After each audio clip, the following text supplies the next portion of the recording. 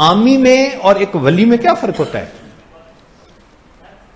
کہ عام انسان نیکی بھی کرتا ہے گناہ بھی کرتا ہے تو نیکی کے اثرات گناہوں سے ختم، لیکن جس کو ہم ولی کہتے ہیں یہ وہ بندہ ہوتا ہے جو نیکی تو کرتا ہے گناہوں سے اپنے آپ کو بچاتا ہے، گناہ نہیں کرتے۔ انبیاء معصوم ہوتے ہیں اور اولیاء محفوظ ہوتے ہیں۔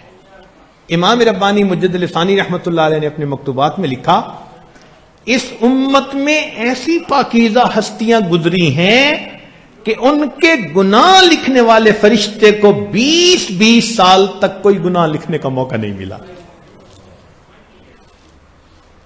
فرشتوں کو دکھانا تھا بشر ایسے بھی ہوتے ہیں۔ یہ اللہ کی چنی ہوئی ہستیاں، محبوب ہستیاں، اللہ ان کی حفاظت فرماتے ہیں۔ تو کیا یہ فرشتے ہوتے ہیں؟ نہیں، انسان ہوتے ہیں۔ ان کے ساتھ تمام لوازم بشریت لگے ہوتے ہیں۔ اتنا فرق ہوتا ہے کہ اول تو وہ گناہ کرتے نہیں، اور اگر کبھی ہو جائے تو جب تک اس کو اللہ سے معاف نہیں کروا لیتے ان کو چین نہیں آتا، گناہ لکھا ہی نہیں جاتا۔ عبداللہ ابن مبارک رحمت اللہ علیہ نے عورت کا تذکرہ کیا، المرأۃ متکلمۃ بالقرآن، 20 سال تک اس کی زبان سے قرآن مجید کے سوا کوئی دوسرا لفظ نکلا ہی نہیں۔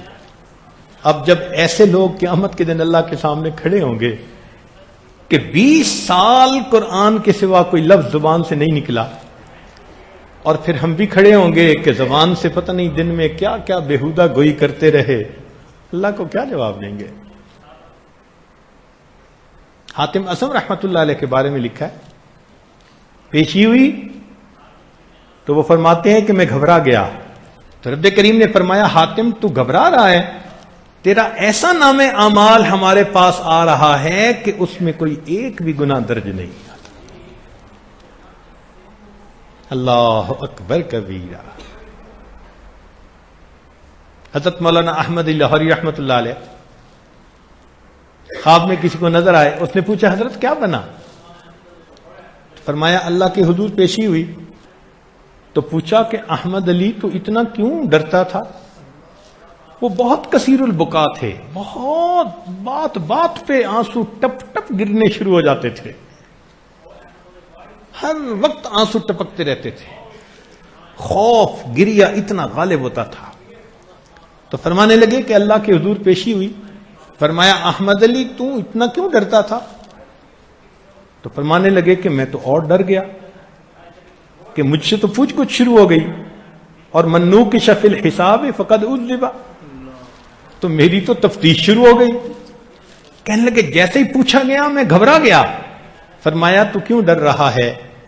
تو ایسی زندگی گزار کے میرے پاس آیا کہ ہم نے تجھے بھی معاف کر دیا، اور جس قبرستان میں تجھے دفن کیا گیا سارے قبرستان کے مردوں کو بھی معاف کر دیا۔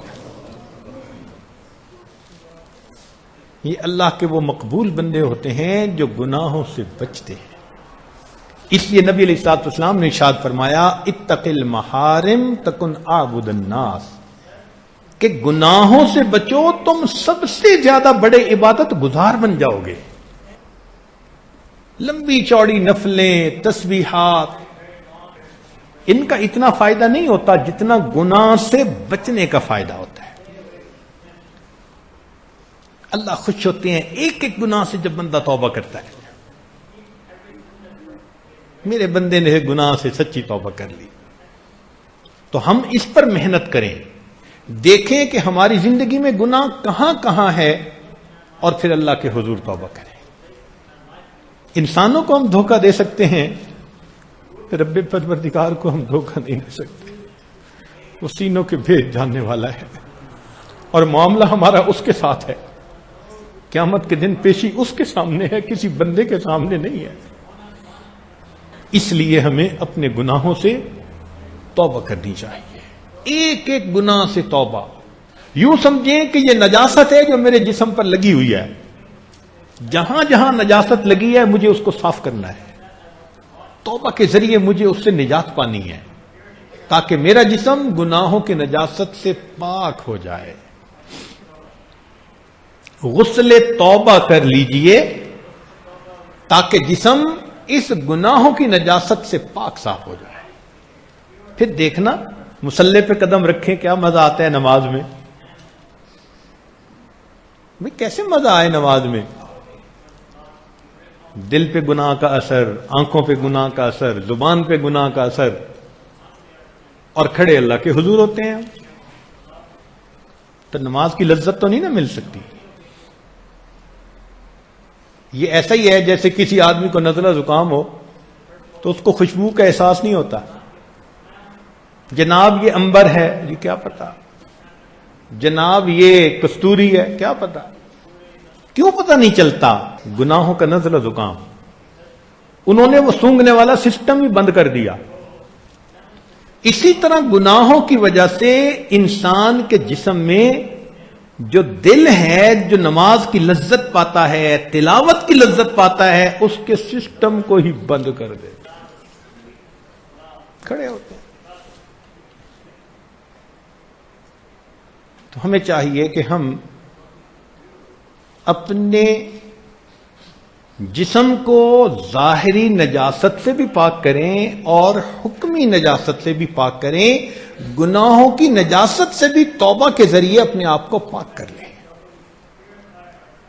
یہ اس راستے کا پہلا قدم ہے. اور کوئی بندہ اگر یہ کہے جی گناہ بھی چلتے رہیں اور رب بھی راضی رہے، تو یہ ای خیال است و محال است جنو، یہ کبھی نہیں ہو سکتا. گناہوں کی نجاست جس میں ہوگی اس کو اللہ کا وصل حاصل نہیں ہو سکتا. میں اکثر اپنے دوستوں کو ایک واقعہ سناتا ہوں. ایک مرتبہ میں مسکین پر شریف حاضری کا موقع ملا. مدرسہ تھا، طلباء تھے، تو وہاں ایک واش روم بنا ہوا تھا، غسل خانہ. اس کی دیواریں بہت اونچی نہیں تھیں، بس 7 فٹ اونچی تھی تقریباً. تو غسل کرنے والا غسل کر تو لیتا تھا، چھت نہیں تھی، مگر بچے تھے تو شرارتیں بھی کرتے تھے. اندر غسل کر رہا ہے کوئی تو باہر والے اندر کنکری پھینک دیتے تھے، اور اندر والے کو شرارت سوچتی تھی تو محسوس کرتا تھا قریب سے گزر رہا ہے تو پانی باہر پھینک دیتا تھا. بچے بچے ہی ہوتے ہیں. سب نے فیصلہ کیا کہ دیوار کو اونچا کر دینا چاہیے. لو جی وہ بچے کہیں سے سیمنٹ لائے، کہیں سے اینٹیں لائے، اور ایک دن چھٹی کا تھا تو انہوں نے سیمنٹ بنایا اور اینٹوں کو گیلا کر کے اوپر رکھا اور دیوار 2 فٹ اور اونچی کر دی ساری. استاد بھی خوش ہو گئے، بچے بھی خوش ہو گئے کہ چلو یہ مسئلہ حل ہوا. کوئی 5-6 دن گزرے تو ایک طالب علم نے دیکھا کہ بھئی دیوار کتنی مضبوط بنی ہے. اس نے جو ہاتھ لگایا تو اوپر والی جتنی اینٹیں رکھی تھی سب ایک دم اکٹھی گر گئی. تو لبا حیران. اب وہ جو نئی اینٹیں لگائی تھیں وہ آپس میں بالکل صحیح جڑی تھی. اس کا مطلب ہے سیمنٹ ٹھیک بنایا تھا، لیکن پرانی دیوار کے ساتھ اس کا جوڑ نہ بنا. اب وہ حیران سوچ رہے ہیں. کسی نے ان کو بتایا کہ بھئی یہ انجینئر بھی ہیں، مشورہ کر لو. تو طلباء آئے تو یہ عاجز وہاں گیا، دیکھا تو ان کو کہا کہ بھئی ایک برش ہوتا ہے لوہے کا بنا ہوا، وہ لے کے آؤ کسی مستری سے. وہ لے آئے. تو میں نے ان طلباء سے کہا کہ بھئی یہ جو پرانی دیوار ہے نا، اس کے اوپر پانی ڈالو اور اس کو رگڑو ذرا. اصل میں اس کے اوپر مٹی تھی اور طلباء کو پتہ نہیں تھا. انہوں نے اس کے اوپر پانی ڈالا اور سیمنٹ ڈال کر اس کو اینٹ لگا دی. جب تک وہ مٹی کی تہ درمیان میں تھی اس نے تو بانڈ بننے ہی نہیں دینا تھا، وہ تو میلی تھی. لو جی ان بچوں نے 5 منٹ میں اینٹیں صاف کر دیں، گیلا کیا. اب ان کو جب سیمنٹ رکھ کے اینٹیں لگائیں تو پکا جوڑ بن گیا. تو لبا حیران پوچھنے لگے جی کہ یہ وجہ کیا تھی. تو بتایا کہ بھئی درمیان میں میل تھی، اس میل کی وجہ سے جوڑ بن نہیں سکتا تھا. مگر اس دن خود ایک مسئلہ سمجھ میں آ گیا کہ اللہ رب العزت پاک ہیں اور انسان کے دل پہ اگر میل ہوگی تو اس دل کو اللہ کے ساتھ جوڑ نہیں ہو سکتا. اس دل کو گناہوں کی میل سے چمکانا پڑے گا، صاف کرنا پڑے گا. کوئی دوسری آپشن نہیں ہے اس میں. اس پاک ذات کے ساتھ کوئی ناپاک چیز جڑ نہیں سکتی. تو اس لیے اگر ہم چاہتے ہیں کہ ہمیں ولایت نصیب ہو تو ولایت کے لیے 100% گناہوں کو چھوڑنا پڑے گا. آج کل کے نیک دیندار نوجوانوں کو دیکھا کہ اگر شریعت میں 100 گناہ ہیں تو کوئی 95 سے بچتا ہے، کوئی 96 سے، کوئی 97 سے. 1 یا 2 گناہ بس وہ زندگی میں ہوتے ہیں، ان کو چھوڑنا مشکل. کسی کی آنکھ قابو میں نہیں ہوتی، کسی کی زبان قابو میں نہیں ہوتی، کسی کو مال کے مسئلے، کوئی نہ کوئی ایک مسئلہ ہوتا ہے، باقی ساری زندگی شریعت کے مطابق ہوتی ہے. اور اس 1 یا 2 گناہ کی وجہ سے ولایت کا نور حاصل ہونے سے وہ محروم ہوتے ہیں.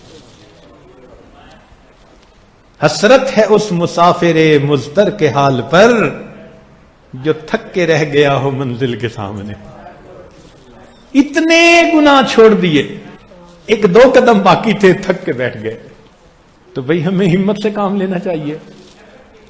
جو 1-8 گناہ زندگی میں ہے اس سے بھی جان چھڑائیے اور اللہ کے وصل کا لطف حاصل کر لیجیے. لیکن یہ راستہ ایسا ہے کہ اس کے اوپر کھوٹ نہیں چلتا، میل نہیں چلتی. پاک ہونا پڑے گا. ان اللہ یحب التوابین ویحب المتطہرین. تن میں بھی پاک ہو اور من میں بھی صاف، ایسا بندہ یہ ولی بنتا ہے. اور پھر اللہ رب العزت ایسے بندوں کی حفاظت فرماتے ہیں.